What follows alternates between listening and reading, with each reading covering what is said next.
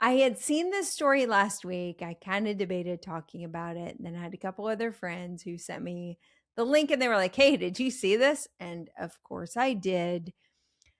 So we're going to talk about it. John Christopher Williams, you know who you are, down there in Florida doing your thing. Uh, just so everyone is on the same page, he's now been indicted for tax evasion. Now, there's a lot of weird parts to this story, which is why I didn't originally bring it forward because I wasn't sure who's at fault here. Because I typically err on the side of thinking dentists are cool and awesome and the government is probably terrible. And so it must be something with the government that's wrong. And maybe still that's true, but let's just break down the pieces. So, according to the indictment, I'm going to capstone this from Becker's. Dr. Williams filed tax returns and paid associated taxes through 2013, then stopped entirely. From 2020 through 2023, he allegedly failed to report approximately 3.37 million in gross income and failed to pay roughly $100 million in personal income taxes. He also allegedly failed to report or pay approximately $133,000 in employment taxes from the second quarter of 2020 through the fourth quarter of 2022. Okay.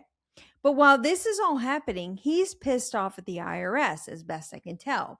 He reportedly sent invoices demanding $525,000 from the agent and various government officials and stated they could avoid payment by terminating the agent who was investigating him from her position and from future government employment. Needless to say, it didn't work out well for Dr. Williams. He's now facing tax evasion and employment tax, which will carry a maximum penalty of 5 years in federal prison. Obstruction count also carries a maximum of 3 years. So we'll see how this works out. I get it. I am all about standing up and trying to make sure that things are being done right. This doesn't look good for Dr. Williams, though. And it seems like this could not be working in his favor. So, anyway, just wanted to give you that. I know that's going on in Florida. It seems like the government is on top of that. Just really quickly, I'm not going to spend a ton of time on this because we kind of talked about it a little bit, but there's a company out of Nevada that now has the DOJ involved. Basically, Steiner Biotechnology was distributing products that may or may not have actually been the source from the places that they said it was coming from. Now the federal government is involved. They've been asked to stop 100% of distribution. I think the most concerning piece of this is it also included bone grafting material.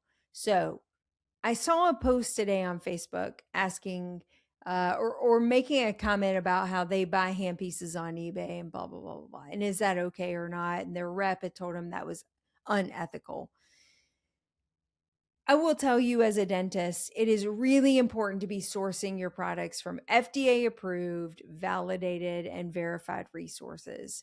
We shouldn't be buying things from international sources that do not carry the same type of scrutiny and investigation that happens over a long period of time. In addition, we should know where things are coming from. So, unfortunately, when you buy things on eBay, you can't be sure necessarily where they're being sourced, and you can't be sure that those items have been approved by the FDA. Now, you can't even be sure when you're buying from a US company if those products are being sourced correctly.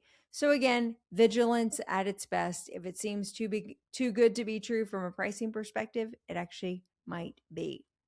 Long-term follow-up on a story. We have not talked about this in I don't know how long, maybe in 18 months or so. We talked about the FinCEN and the Corporate Transparency Act.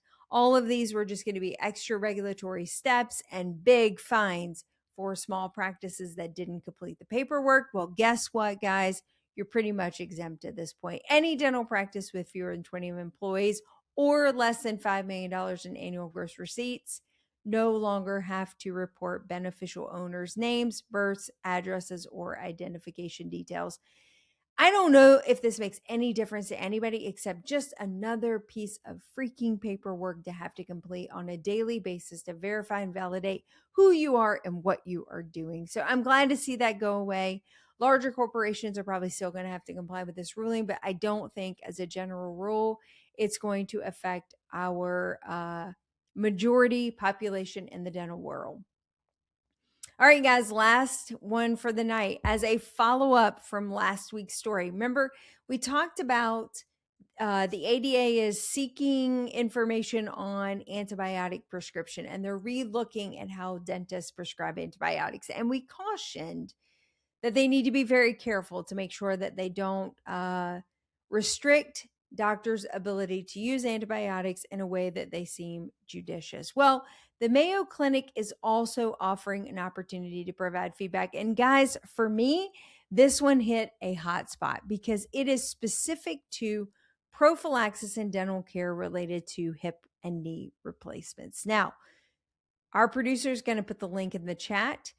You can go to mayoclinic.org/dentist and provide information. Tell them a little bit about your practice, how you're currently prescribing antibiotics. This might be an actual opportunity to move the needle towards aligning with what dentists believe and pulling away from what orthopedists believe. Dentists believing that we don't really need to be providing antibiotic prophylaxis for life. We don't really need to be antibiotic prophylaxis forever. We don't need to provide it for 6 months, 3 months, 2 months. Also, the biggest thing that I've seen is patients don't need to withhold care from their actual physicians of the oral mouth, right, Chad? Just because they're having a surgical procedure. And that has got to stop. Our inability to take care of perio patients while they're in this holding pattern for knee replacements and hip replacements actually makes their risk factors worse. So for me, I'm going to be jumping on this link. I'm going to be providing my feedback back to the Mayo Clinic. I want them to hear and understand what we're feeling on the ground every day. mayoclinic.org/dentist. Let them know what you think about prophylaxis and knee replacements and hip replacements. And with that, that's the news.